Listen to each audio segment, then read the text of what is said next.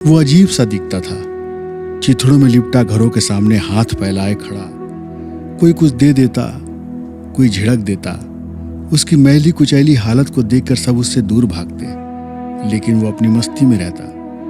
किसी ने उसे कुछ दे दिया तो ठीक, नहीं दिया तो ठीक। रात वो बाहर के पुराने खंडहर में बिताता। इधर शर्मा जी की बेटी पिंकी की हालत बहुत खराब हो रही थी। लाखों रुपए दवा में फूंक दिए शर्मा जी ने, पर बेटी को आराम नहीं मिला। बीमारी जानने के बाद दवा असर नहीं कर रही थी। बेटी की जीने की इच्छा नहीं रही थी। वो बेहद उदास रहती और उसकी किसी में रुचि नहीं रह गई थी। वो दिनों दिन मौत के करीब पहुंच रही थी। शर्मा जी उसका चेहरा देखकर मन ही मन रोते। रात को फिक्र में सो नहीं पाते। पत्नी इला भी पिंकी का चेहरा देखकर रोती रहती। सारा उपाय अपनाकर दोनों हार गए थे। इला मन ही मन रोती और घर के ठाकुर जी से कहती, हे भगवान, मैंने सपने में भी किसी का बुरा नहीं सोचा। मैंने हर जीव की सेवा की, फिर किस कर्म की सजा मिल रही है। मेरी आंखों के सामने मेरी बेटी का जीवन खत्म हो रहा है। बात सही थी। इस परिवार में दान दक्षिणा खूब होती। ऐसा कोई दिन नहीं होता जब इला किसी को खाना कपड़ा पैसा न दिया हो। जब जैसी सामर्थ्य होती वो बराबर दीन दुखी और हर जीव के लिए दया करुणा से भरकर सेवा करती।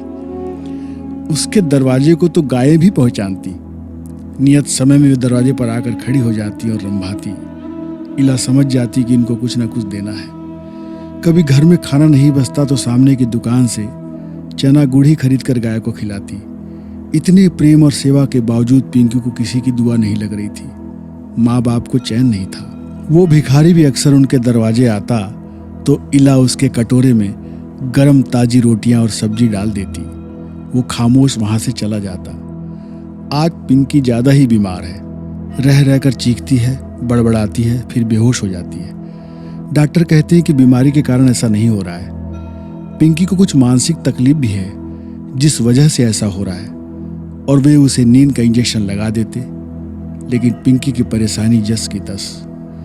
आज इला बेहद परेशान है। कोई रास्ता नहीं सूझता। उदास दरवाजे पर निगाह डाले वो सोच रही थी कि आज कोई आया भी नहीं अब तक, और तभी वो भिखारी दरवाजे पर आता दिखता है।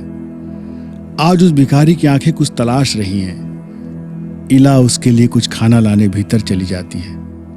इला नहीं जानती कि आज ये भिखारी क्या चमत्कार करने वाला है। सब और सन्नाटा है।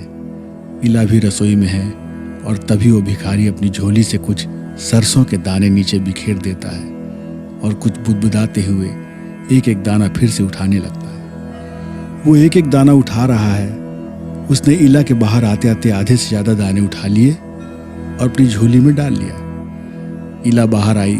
उसके हाथ में रोटी और गुड़ है। उसने भिखारी को देखा। वो सरसों के दाने बीन रहा है। उसे आश्चर्य हुआ। उसने कहा, ये क्या कर रहे हो बाबा? क्या इनसे पेट भरोगे? भिखारी कुछ नहीं बोला, बस अपना काम करता रहा। जब सारे दाने बीन लिए तब इला के हाथ की रोटी और गुड़ ले लिया और अपनी कटोरी में डालते डालते उसने कहा, तेरी बेटी के दुर्दिन खत्म हुए। जा मजे कर, उसे कुछ खिला, उसे कुछ पिला।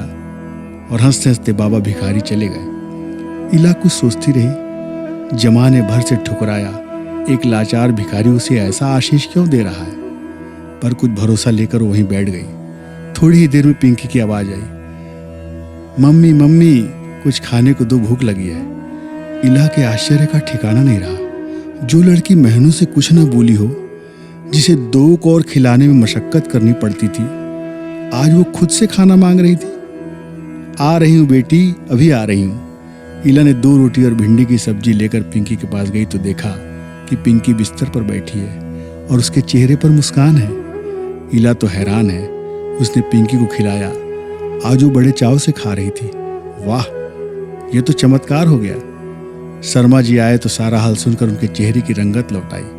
आज दोनों बहुत खुश हैं कि भगवान को कौन सी दुआ कबूल हो गई। कुछ सप्ताह में ही पिंकी एकदम ठीक हो गई और स्कूल भी जाने लगी। उसमें ऐसा चमत्कारी बदलाव देखकर सब हैरान है।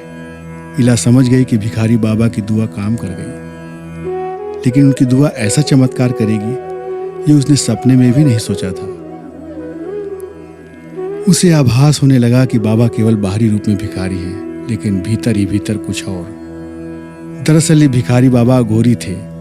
अपने कुछ समय का साधना काल उन्हें यहाँ बिताना था। यहाँ का शमशान प्रेत साधना के लिए उपयुक्त था और रात को बाबा शमशान में अपनी कपाल क्रिया अघोर साधना किया करते, जिसे आज तक कोई नहीं देखा था। पिंकी को किसी ने काला जादू से साधने की और उसकी आत्मा को वश में करने के लिए तंत्र मंत्र का उपयोग किया था। यही कारण था कि बुरी बलाएं पिंकी को मानसिक रूप से हताश कर मरने के लिए मजबूर कर रही थी। और ये बात भिखारी बाबा उसके घर के पहले दिन जब कुछ मांगने गए थे तभी समझ गए थे।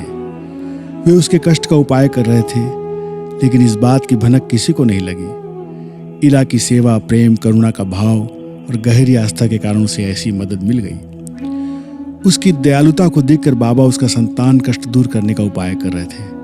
और आखिर में उन्होंने एक रात अपनी साधना पूरी कर सरसों के दाने उनके दरवाजे फेंक कर पिंकी की सारी बुरी बला को अपनी झोली में कैद कर लिया।